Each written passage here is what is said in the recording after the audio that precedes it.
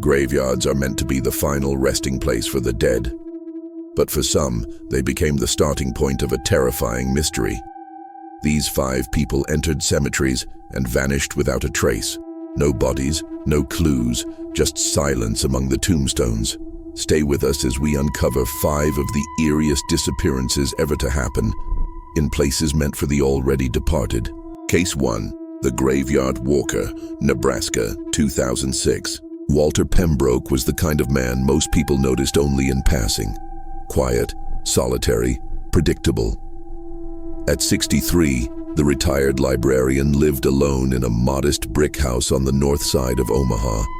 He had no known family, no active social life, and no one who could truly say they knew him deeply. But what everyone in the neighborhood did know was this. Every single evening, just before sunset, Walter took a walk. Same coat, same hat, same slow gait with his dark wooden cane. And his path always led through Forest Lawn Memorial Park. To some, it was odd. To others, simply a man in his routine. Walter would nod politely at the few people he passed. Sometimes, according to the groundskeeper, he could be seen pausing by certain headstones for minutes at a time, murmuring softly, as if in conversation. One teenage girl who jogged past him a few times said she once heard him say, "I haven't forgotten." No one ever really pressed him about it. After all, cemeteries are full of people with reasons to mourn. On the evening of November 12, 2006, Walter followed that same path. The air was sharp, the sky bruised with winter clouds, and the first hints of frost were settling over the grass. At exactly 5:46 p.m., a security camera at a funeral home across the street captured Walter entering through the cemetery's main gate. He looked calm, focused. The footage was unremarkable until you realize it's the last time anyone ever saw him. The next morning, cemetery worker Elroy Simmons arrived just before 7 a.m. to prep the grounds for a burial scheduled that afternoon. As he made his rounds near the northwest section of the property, something caught his eye near the Holloway Mausoleum, an old sealed tomb from the 19th century. It was Walter's cane, resting neatly against the moss-covered stone. No other signs, no coat, no hat, no Walter, just the cane. Elroy, immediately uneasy, alerted the cemetery office. Within the hour, police were on the scene. What they found, or rather, what they didn't, would puzzle them for years. The ground was undisturbed. The mausoleum, sealed shut for decades, showed no signs of forced entry.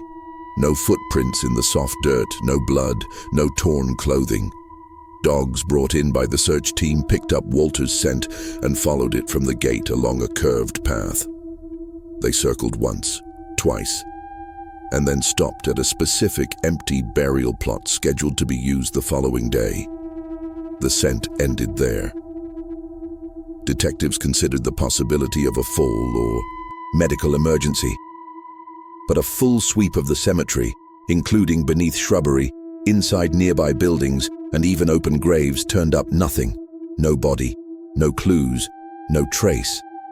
Walter's house offered no further answers. Nothing was packed. His wallet and keys were still on the kitchen table. A cup of tea had gone cold, near a half-completed crossword. His calendar showed an appointment to renew his library card 2 days later. Everything suggested he intended to return. Then came the knocking. 1 week after Walter vanished, a gravedigger prepping that same empty plot for burial reported something strange. Just after dawn, while working alone, he claimed to hear a dull, rhythmic tapping beneath the earth. 3 knocks. Silence. Then 3 more. He stood still, holding his breath. It happened again. When he leaned closer to the ground, he said it felt hollow. He ran for help. Police arrived and halted the burial preparations. Ground-penetrating radar was brought in. Nothing appeared. Beneath the soil. They dug anyway. Nothing but untouched earth. No coffin. No disturbance. No Walter. Whispers began circulating among cemetery staff, stories that had long lived in the shadows. The Holloway mausoleum, some said, was cursed. There were tales from decades past of strange noises near it at night. A caretaker in the 1970s had reportedly quit after seeing what he described as a man-shaped shadow vanish into the wall. Locals dismissed it as lore until Walter. Theories sprouted quickly. Some believed Walter had been abducted, though by who and how remained a mystery with no witnesses or evidence. Others suggested he had taken his own life, though no note was found and no one could explain how he had simply vanished without a trace. There was even speculation that he had intentionally disappeared, walking off into the night to die quietly somewhere unknown. But again, no body, no trail. And then, the more unexplainable theories emerged. Some said Walter had always been speaking to the dead, and one day they answered that he was drawn into something beyond this world, that the cemetery or something inside it had taken him. One online forum even suggested that the empty plot where the dogs lost his scent was the entry point to something beneath. Despite the mystery, the case was eventually closed. No new leads, no new evidence, just the same question that has haunted Omaha residents for years. How does a man vanish completely in a cemetery with one entrance, no cover, and a full surveillance perimeter? In 2014, a small plaque appeared at the base of the Holloway mausoleum. No one knows who placed it. It reads, "Walter Pembroke, still walking." To this day, on November 12th, a single white lily appears on the steps of the crypt. No one has ever seen who leaves it. Walter's disappearance remains one of Nebraska's most chilling, unsolved mysteries. A man who walked among the dead every day, until one day he never came back. No scream, no struggle, just silence, and a cane resting against cold stone. Case 2, The Bride in the Cemetery, Louisiana, 1982. There are cities where the dead are forgotten. And then there's New Orleans, a place where cemeteries breathe and the past never quite lets go. In the spring of 1982, just days before her wedding, Lucille Harrow vanished without a trace. What followed was a mystery that blurred the line between legend and reality, and left an entire city haunted by a single question: what really happened to the bride in white? Lucille was 27, a schoolteacher by profession, born and raised in the Marigny district of New Orleans. She was known for her soft voice, classic beauty, and a love of all things vintage. Her friends called her timeless. She had been engaged to Andrew Bellefontaine, a jazz pianist she'd met at a poetry reading on Royal Street. Their wedding was scheduled for April 12th. Everyone said they were perfect together. But on the night of April 9th, Lucille told Andrew she was going to visit her grandmother's grave in St. Roch Cemetery No. 2. It was a tradition. She always brought flowers to the tomb before any major event, graduations, birthdays, holidays. This time, she carried a bouquet of white lilies and wore her rehearsal dinner dress, an elegant ivory number that looked like it belonged to another century. She left just before sunset, calm, smiling, and she never came home. According to multiple witnesses, Lucille was seen entering the cemetery at approximately 6:45 p.m. A neighbor walking her dog described her as peaceful, like she was in her own world. A maintenance worker recalled seeing a lady in white pass quietly by the side gate, heading toward the Harrow family tomb. Then, nothing. The next morning, the cemetery's caretaker discovered something strange. Near the family crypt, Lucille's purse and shoes sat side by side, untouched. Her ID and engagement ring were inside the bag. The lilies she carried, gone. There was no sign that they had ever been placed. No petals, no stems, no footprints leaving the area. Just silence. Police launched an immediate investigation. Lucille's fiancé, Andrew, was brought in for questioning. His alibi held. He had been rehearsing with his bandmates until nearly midnight. Friends and family were interviewed. There were no signs of trouble, no mental health concerns, no secret affairs. Lucille had been excited about the wedding. Her dress was ready. Invitations had been sent. She had even written her own vows in a leather-bound notebook found beside her bed. But in the face of a growing investigation, nothing made sense. There were no signs of foul play, no struggle, no blood, no drag marks. The gates to the cemetery had been locked overnight. No motion sensors had gone off. Dogs brought to the scene picked up her scent, but it faded abruptly within the boundaries of the Harrow tomb. For days, police returned to the site. They checked for hidden passages, disturbed soil, open crypts. They found nothing. No physical evidence, no clues. Just a lingering coldness in the air and a sense that something was deeply wrong. New Orleans is a city that lives with ghosts. People don't just talk about the past, they feel it. And soon, whispers began circulating. Locals started calling her the Phantom Bride. A security guard claimed he saw a barefoot woman in white walking near the gates 2 nights after the disappearance. When he approached, she vanished into the fog. In the years that followed, similar reports came in, always in April, always at dusk.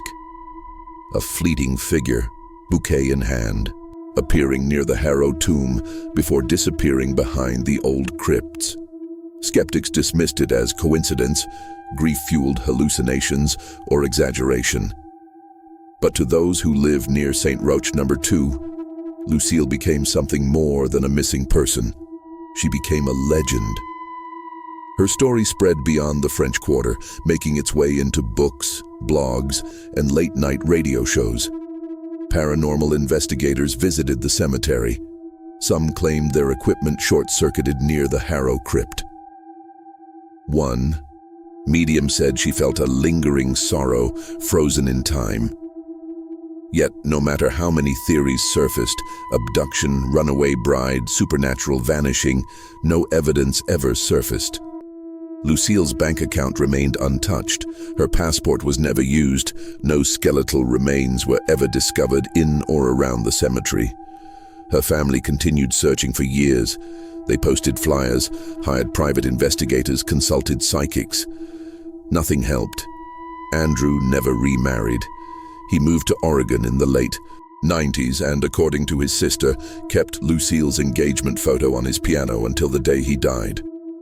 Every April 9th, someone leaves white lilies at the Harrow tomb. No one ever sees who does it. The flowers are always fresh. Lucille Harrow remains officially missing. No charges were filed, no body recovered, no answers given. Just a dress, a purse, a pair of shoes, and the kind of silence that clings like mist. In a city known for celebrating the dead, one bride became a question that refuses to rest.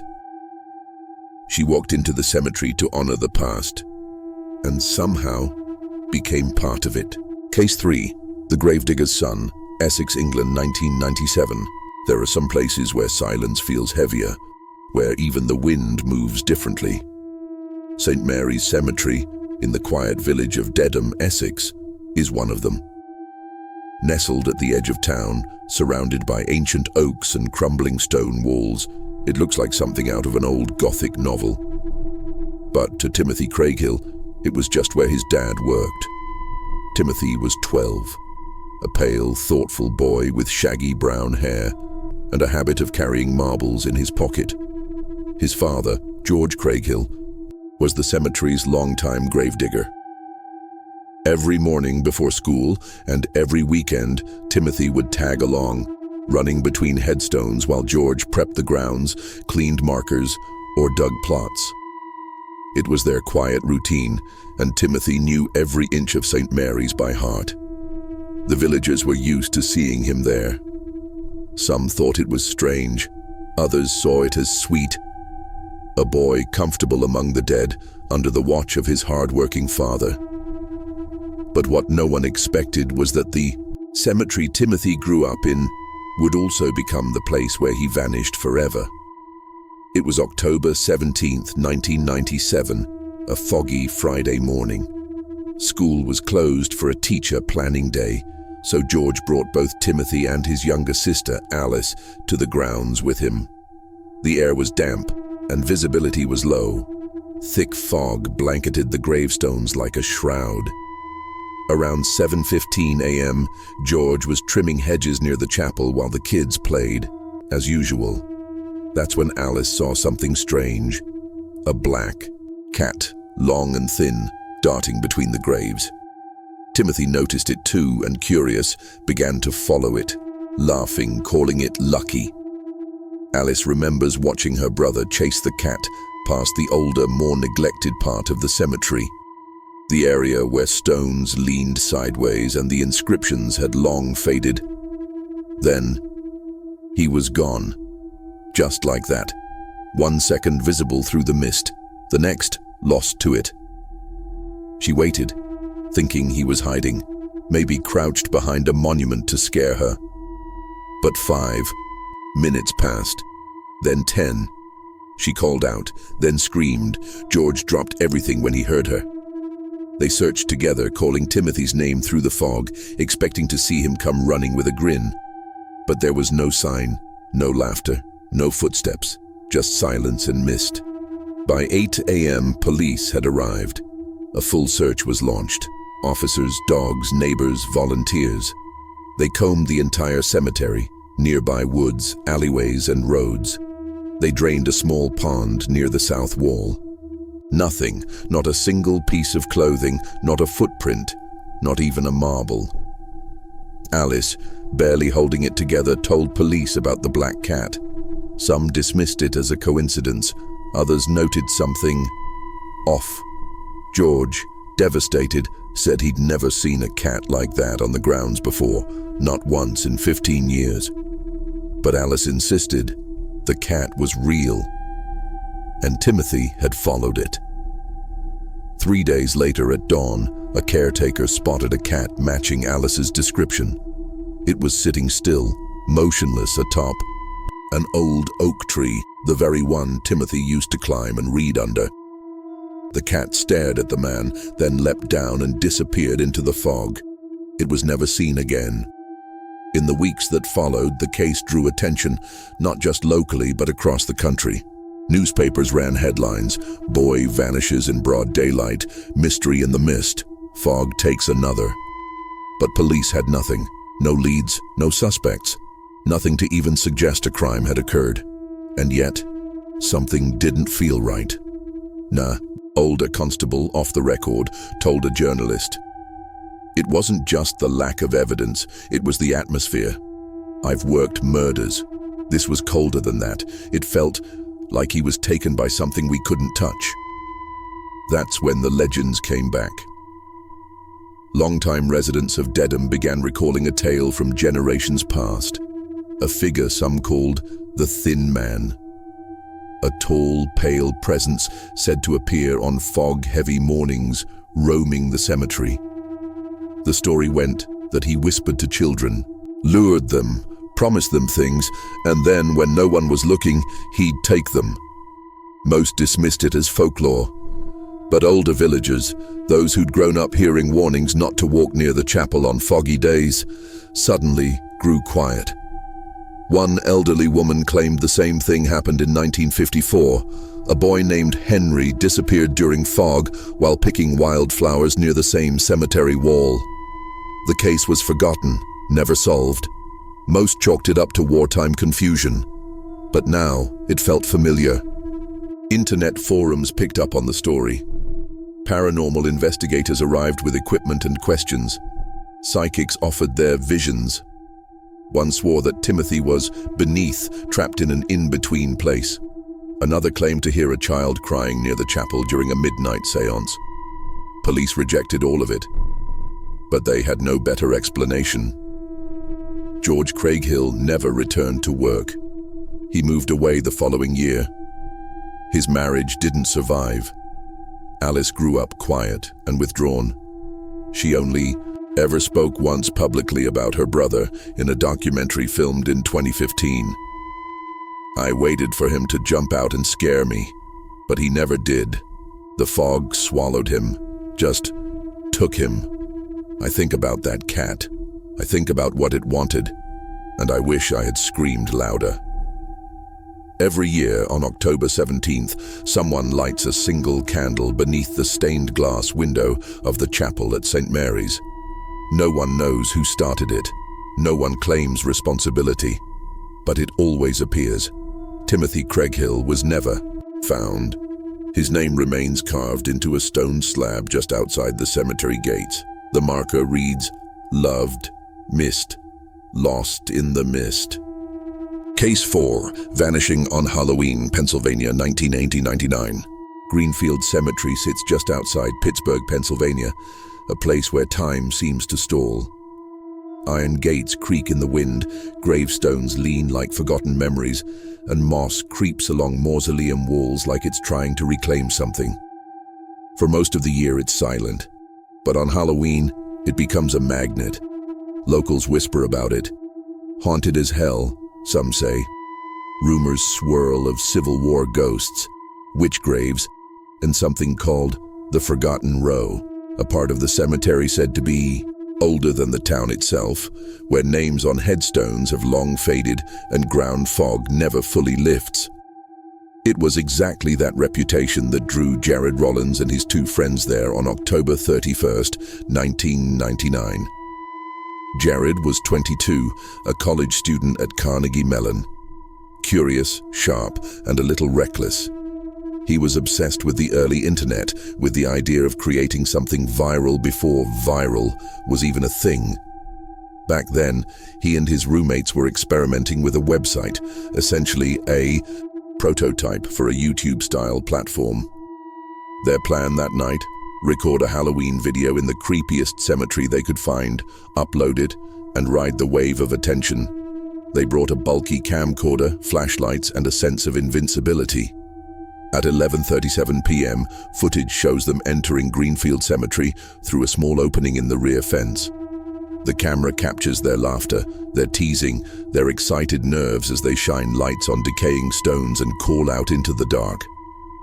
Jared leads the charge, cracking jokes about zombies and staging mock interviews with the dead. The video is grainy but vivid. Fog rolls in thicker as they move deeper into the cemetery. Then, just after midnight, Jared spots something in the distance, a tree partially blocking a narrow, overgrown path. "There it is," he says, "Forgotten Row." It was a section few ever talked about, and most believed didn't actually exist. But Jared insisted he'd found mentions in obscure local records, burials from the 1800s. No living descendants, no maintenance. He steps off the main path, camera rolling, flashlight beam wavering. At 12:06 a.m., the video captures him walking ahead alone. He turns slightly, says something unintelligible, then disappears behind the tree. That's the last clear image of Jared Rollins. The camera, still running, is handed off to his friend Eric, who follows cautiously. He calls Jared's name once, twice. Then, something strange happens. There's a burst of static, harsh and sudden. The picture distorts. A low-frequency hum begins, like an engine trying to turn over underwater. Then, a whisper, faint, nearly inaudible, but clear enough with headphones. "He's here now." The video cuts. 43 seconds of corrupted, flickering footage follow. Brief glimpses of the ground, a tilted gravestone, someone's shadow, a flashlight beam darting too quickly. Then, total black. The 2 friends ran from the cemetery in panic, stumbling into the road to flag down a passing car. Police arrived within the hour. Jared was gone. There was no blood, no torn clothing, no signs of a struggle. His flashlight was later found at the base of the tree, still on, batteries half drained. The camcorder was recovered in the grass nearby, casing cracked. The police dismissed it as a prank gone wrong. Their initial theory was that Jared had faked his own disappearance to gain attention for the video. But no one who knew Jared believed that. He wasn't the type to leave without telling anyone. He had midterms the next day. He'd just bought a plane ticket to visit his sister in Arizona for Thanksgiving. And most chilling of all, he never touched the project again. His website remained offline. No secret uploads, no emails, nothing. Just gone. Over the years, the video became internet legend. Uploaded, re-uploaded, dissected frame by frame. Conspiracy theories flooded forums, claims that you could see something move behind the tree just before Jared vanishes. Others swore there was a second whisper layered under the first. Some even claimed they received anonymous emails after watching it with timestamps and cryptic phrases like, "He walks between." But none of it ever led to Jared. His parents hired private investigators. They searched nearby forests, underground tunnels, even storm drains. But there was no trail, no sightings. His social security number was never used again. No bank activity, no passport records. The case was officially closed in 2003 as inconclusive, presumed deceased. But his mother still lights a jack-o'-lantern every Halloween and places it by their front steps in case he somehow finds his way home. Some say Greenfield Cemetery is just that, a cemetery. Others believe it's something else. A place with its own rules, its own hunger, and on certain nights, it takes. Jared Rollins walked into the dark, looking for a story to scare the internet, and became one. Cemitérios são feitos para guardar os mortos. Mas estas 5 histórias nos lembram que, às vezes, os vivos também desaparecem. Sem respostas, sem desfecho. Apenas nomes, engolidos pelo silêncio e pela pedra.